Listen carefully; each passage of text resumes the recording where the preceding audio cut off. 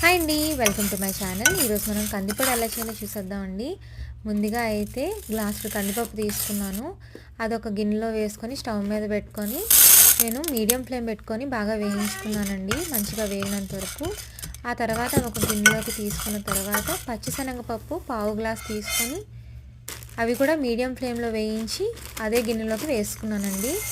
Glass కందిపప్పుకి పావు glass పచ్చిశనగపప్పు, పావు గ్లాసు పెసరపప్పు, 2 స్పూన్ల జీలకర్ర, ఎండుమిర్చి మీ కారంకి తగినట్టు తీసుకున్నానండి. ఇవన్నీ కూడా మీడియం ఫ్లేమ్లోనే వేరేగా సపరేట్గా వేయించుకొని అవన్నీ కూడా ఇందులో వేసేసుకున్నాను.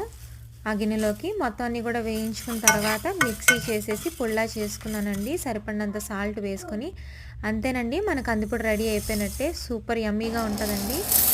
ట్రై చేసి మీరు కూడా టేస్ట్ ఎలా వచ్చిందో చెప్పడం మాత్రం మర్చిపోకండి. Thanks for watching this video.